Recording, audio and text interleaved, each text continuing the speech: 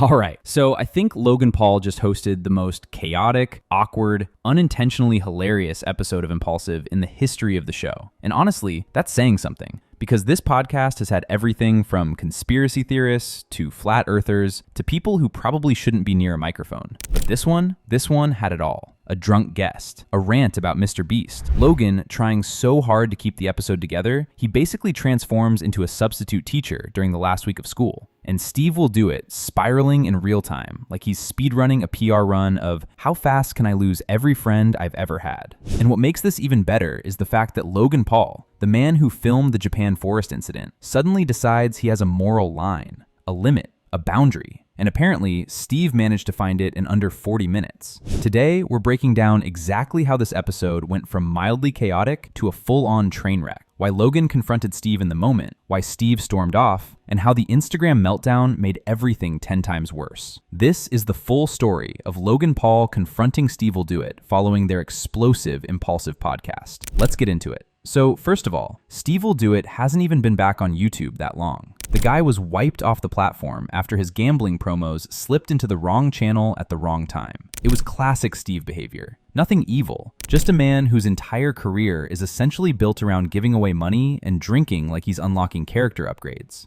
So when Mike Malak invites him back onto Impaulsive, people expected chaos, but fun chaos. You know, the usual Steve stuff. A little drinking, maybe a few questionable jokes, some weird flex about giving away a car to a stranger, that kind of thing. But from the moment Steve sits down, you can feel the tension. The energy is off. Logan's giving these polite, slightly forced smiles. Mike's trying his best to keep everything smooth. And Steve is already in that stage where you can't tell if someone's buzzed or if they've been awake for 72 hours straight. And Logan immediately low-key pokes him about his ban. That's literally one of the first things he asks him. And right there, Steve goes into politician mode. Well, technically no, which is always the moment you know the story is about to get worse before it gets better. He explains his second channel got banned, then the main channel got caught in the crossfire, and he technically promoted it, which is a very Steve way of saying, okay, yes, I kind of did the exact thing they said not to do. From the jump, the interview is already rocking back and forth like a cruise ship in a storm.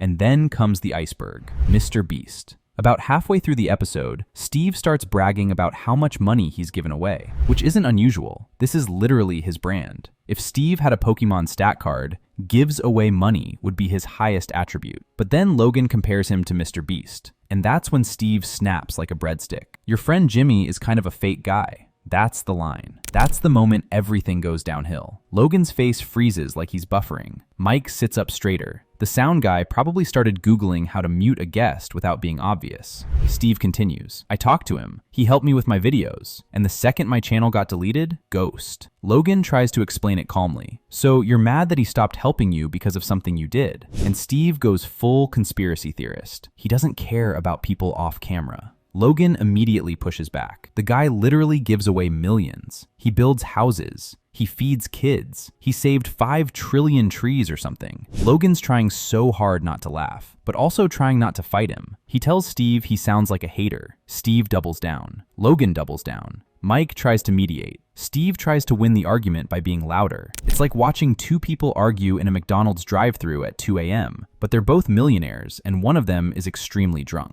And this is where Logan starts losing patience. Because remember, MrBeast is his business partner. He can't have Steve calling him a fraud while he drains a bottle and stumbles into slurs like it's a side quest. Everything from here starts heating up fast. There's an unspoken rule on podcasts. If your guest starts repeatedly throwing around the N-word and you're all white dudes, it's over. Apparently, Steve didn't get that memo. Every time Steve said the word, the editors later bleeped it out. But you can still see Logan physically leaning back like he's dodging the words in slow motion. Mike keeps giving those little nervous laughs that mean, I'm dying inside but trying to be professional. Then Steve starts rambling, actual nonsense, talking about drugs, talking about cars, trying to gift Logan a $40,000 watch if he beats him at padel tennis. And at one point, he fully checks out of the interview like his brain blue-screened. Meanwhile, Logan keeps repeating the same sentence. You reached the line. You definitely reached a line. I have a line, and you hit it. Logan Paul having a line is wild in itself. This man has done the most unhinged stuff on camera, but Steve somehow speed ran straight past Logan's threshold.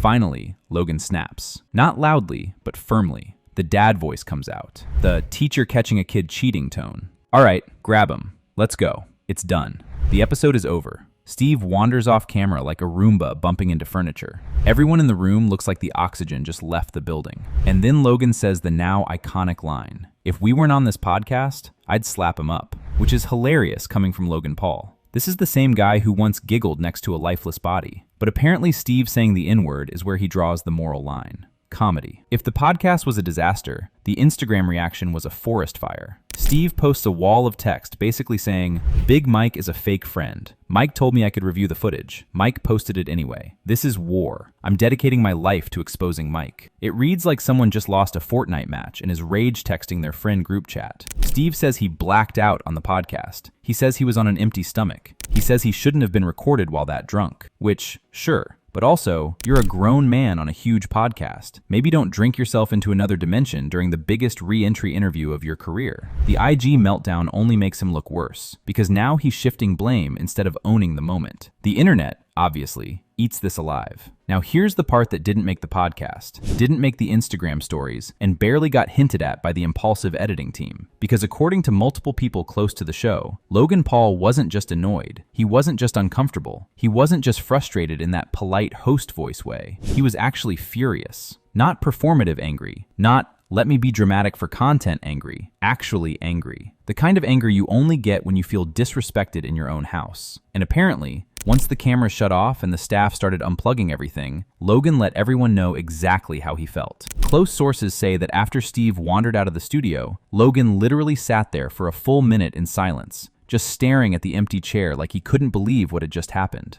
The podcast crew wasn't even sure if they should pack up or give him space. One crew member supposedly said Logan kept repeating the same line. "He made me look stupid on my own show." Not, "he embarrassed himself." Not, "he said some dumb stuff." Logan felt personally disrespected. And it makes sense. Logan hasn't had an episode collapse that fast in years. He's worked insanely hard to rebuild his reputation after Japan. He's been polishing up his image, running Prime, doing WWE, moving like a businessman instead of the chaos YouTuber he used to be. Then Steve shows up, slurs everything from his sentences to his opinions, throws shots at MrBeast, and logs out of his own brain mid-sentence. And Logan's left trying to hold the entire thing together like he's babysitting a grown man who pre-gamed the interview with a bottle. Then Mike posts what can only be described as the Declaration of Independence, a 4-page emotional breakdown explaining he invited Steve because they're friends. Steve started drinking heavily mid-episode. Steve said things that could never see the light of day. They cut 20 minutes of footage to protect him. They tried to make it salvageable. Steve wasn't kicked off. He left.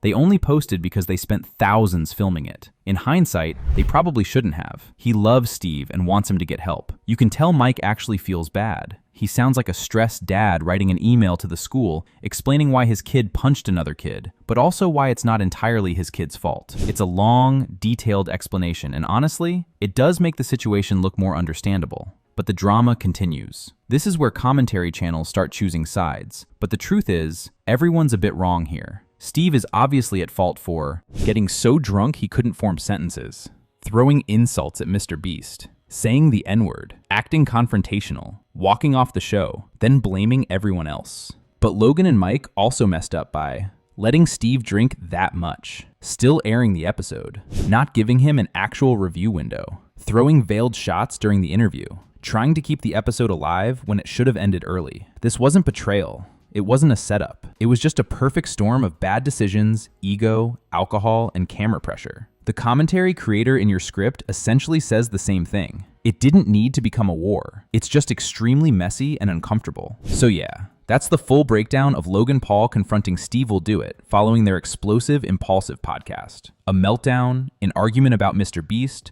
the N-word, alcohol, Instagram drama, and 2 grown men trying to save an episode that should have ended the moment Steve cracked the second drink. A complete disaster from top to bottom, but an entertaining one. If you enjoyed this breakdown, make sure to stick around because we're covering the full follow-up from both sides, whether Logan and Steve actually fix things, and if MrBeast ever responds to this madness. Anyway, this concludes today's video. Be sure to subscribe to LoafTube for future celebrity videos, and turn on that post notification bell so you don't miss out on any future uploads. Until then, see you in the next one.